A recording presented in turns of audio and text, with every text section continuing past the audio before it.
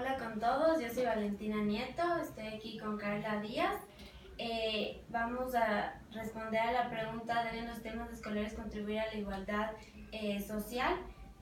Carla es especialista en el tema, tiene una maestría en trabajo social y un doctorado en educación.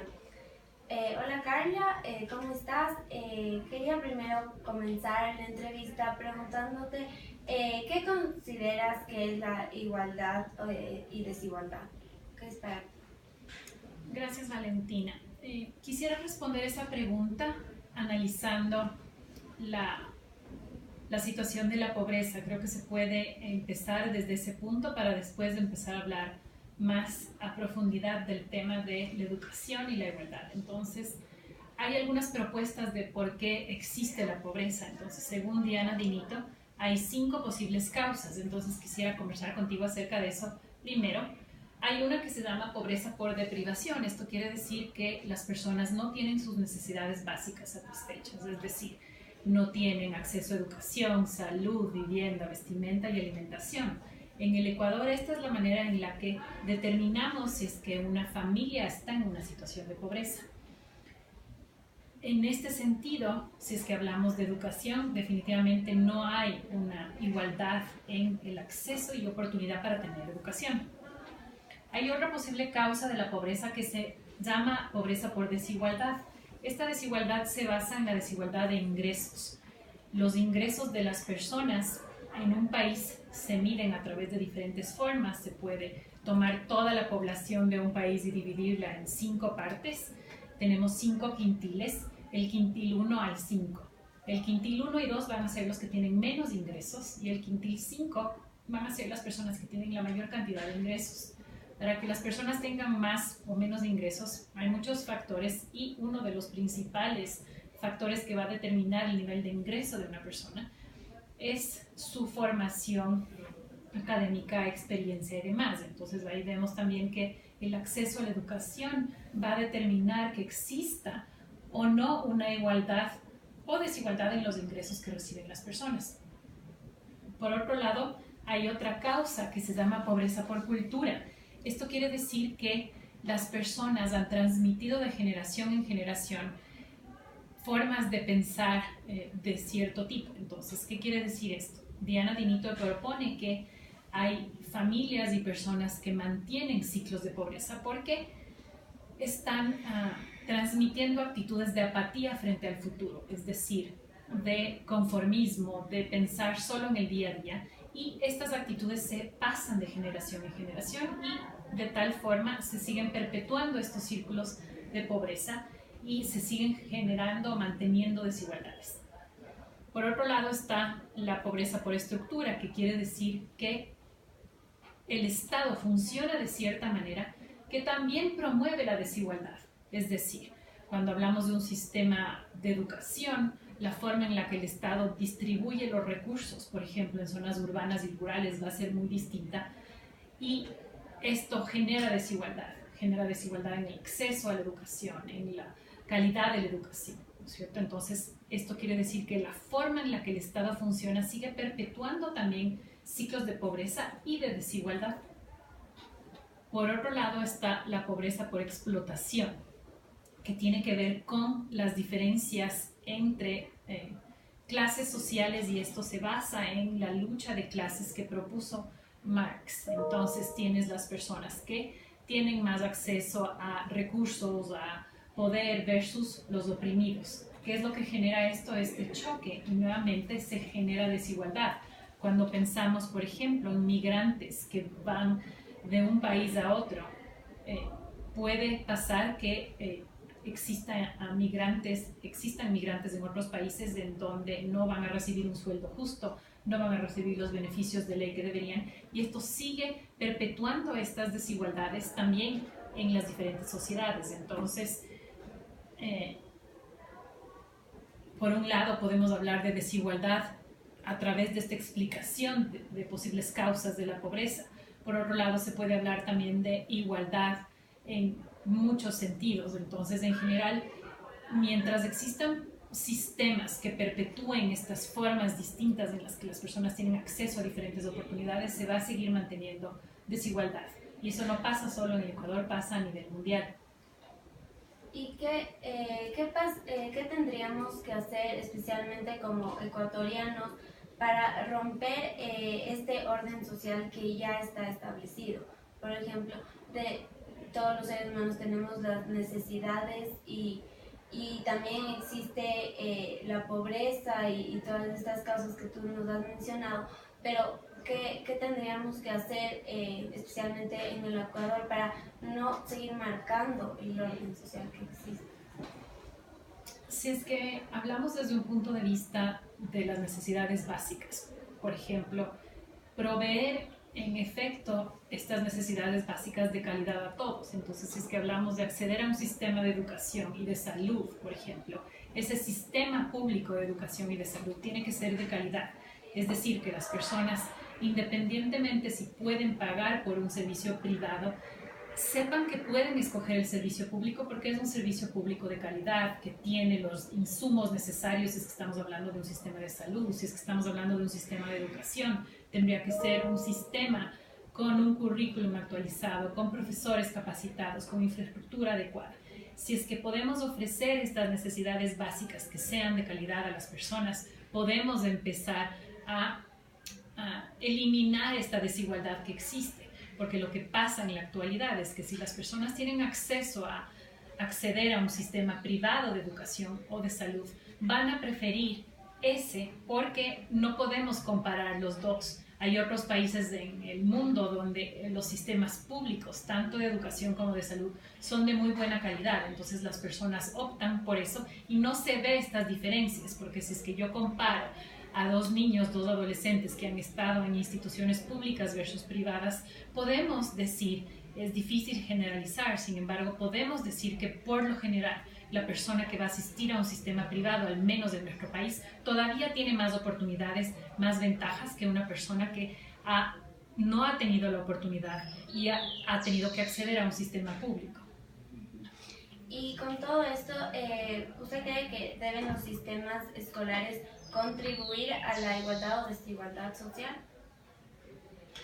Nuevamente, los sistemas escolares deberían tener muchas reformas ahora, ¿no es cierto? Por un lado, el promover igualdad de oportunidades para las personas, independientemente si es que viven en una ciudad o en una zona rural. Entonces, que sea fácil el acceso, que yo pueda saber que si es que vivo en una zona rural, puedo igual mandarles a mis hijos a la escuela o al colegio y la movilización no va a ser un problema. Por otro lado, si es que existiría un sistema real de inclusión, que nuestro sistema escolar está en los preceptos del buen vivir, sin embargo en la realidad no se aplica.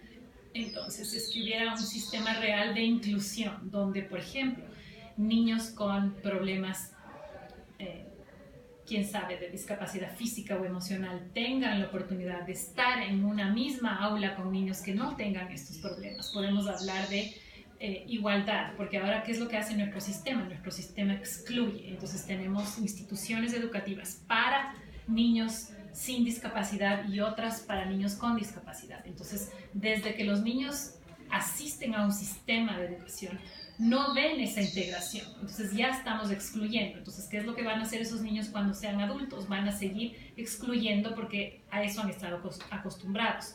Si es que promovemos el respeto a la diversidad, por ejemplo, no significa que todas las personas tienen que pensar igual y todas las personas tienen que tener las mismas ideas y demás. Más bien es un sistema que promueve el respeto a la diferencia. Entonces me parece que es importante aclarar la igualdad y el respeto a la diversidad. Entonces yo creo que los sistemas tienen que promover la igualdad de oportunidades, que es un tema diferente. Sin embargo, dentro de ese sistema, si es que ya todos los niños tienen acceso a un sistema de educación, por ejemplo, y no tienen que trabajar en las calles, porque ese es un fenómeno que se deriva de la pobreza, es el trabajo infantil. Si es que dejamos de tener niños en las calles trabajando y hacemos que en efecto los niños estén en una escuela, a pesar de que nuestra Constitución dice que la educación es un derecho para los niños hasta 10 años de escolarización eso no pasa porque vemos muchos niños todavía en la calle. Entonces, si es que tenemos un sistema que promueva el acceso a estas oportunidades, tenemos entonces igualdad de oportunidades. Por otro lado, dentro de ya el currículum y el sistema escolar, me parece que lo que se tiene que promover más que la igualdad, asumiendo que ya pasamos de esta primera barrera, es el respeto a la diversidad, el respeto a diferentes opiniones, creencias, tradiciones, y fomentamos esta diversidad a través de conocer diferentes costumbres, diferentes creencias y demás. Entonces, me parece que hay que aclarar entre la igualdad de oportunidades y qué implica un sistema escolar que contribuye a la igualdad de género, ¿no es cierto? Estamos de acuerdo. Sin embargo, es un sistema que también tiene que promover ese respeto a la diversidad a través de diferentes actividades. Y específicamente en el Ecuador, ¿cómo crees que en el sistema educativo crees que promueve la igualdad o desigualdad social aquí en el Ecuador? A ver, en el Ecuador me parece que tenemos, ¿no es cierto?, nuestro sistema de educación público está basado en ahora estos preceptos del buen vivir, que si es que nosotros nos ponemos a leer y analizar cada uno, promueven, me parece a mí, igualdad en términos de inclusión, de respeto, cuidado al medio ambiente y demás. Sin embargo, en la realidad me parece que no pasa.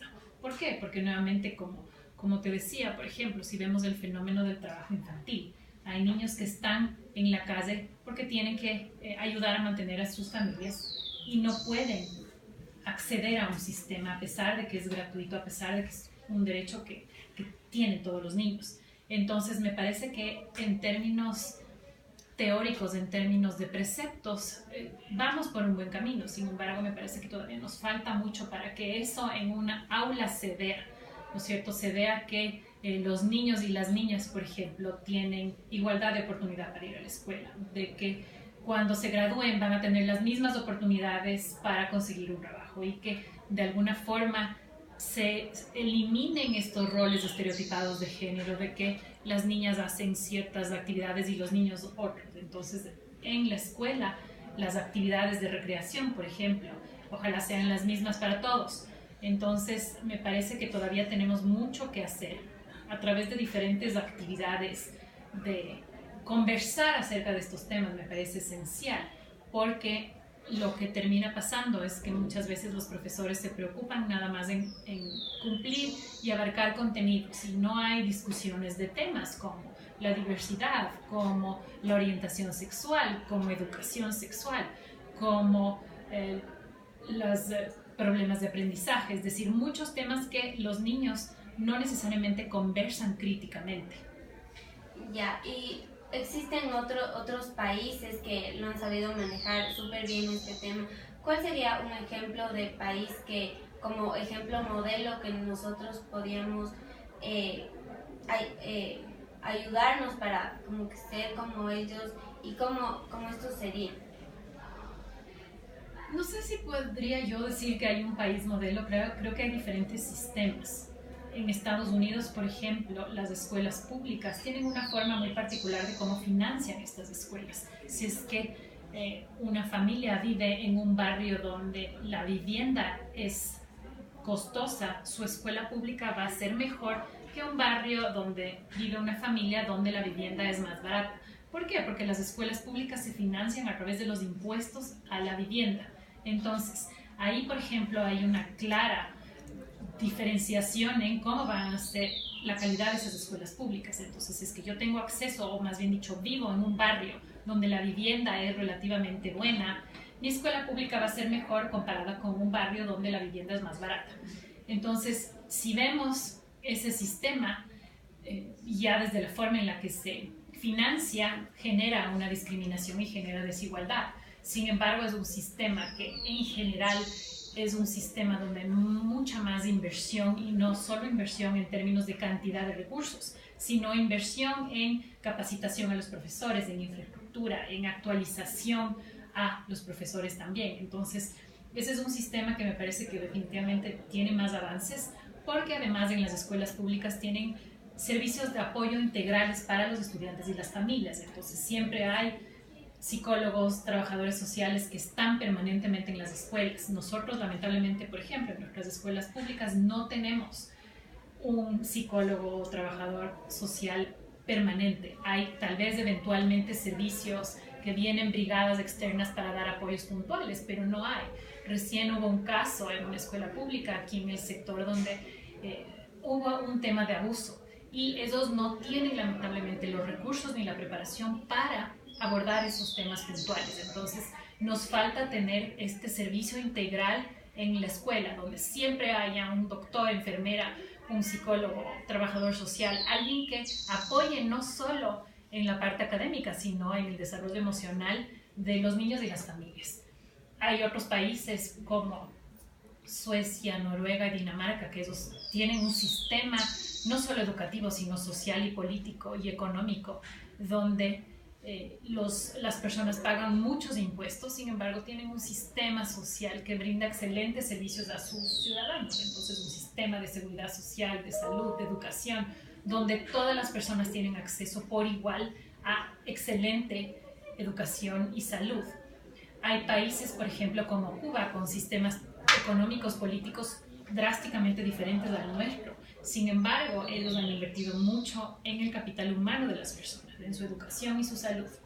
No hay trabajo infantil, no existe analfabetismo, hay un nivel de escolaridad de 15 años en promedio. Casi todas las personas han terminado la universidad, ¿no es cierto? Entonces, si es que podemos tomar estos diferentes elementos de otros países, podemos igual mantener nuestro sistema único, que creo que sí tiene también sus ventajas, pero tomando en cuenta estas diferentes mejores prácticas que existen en otros lugares.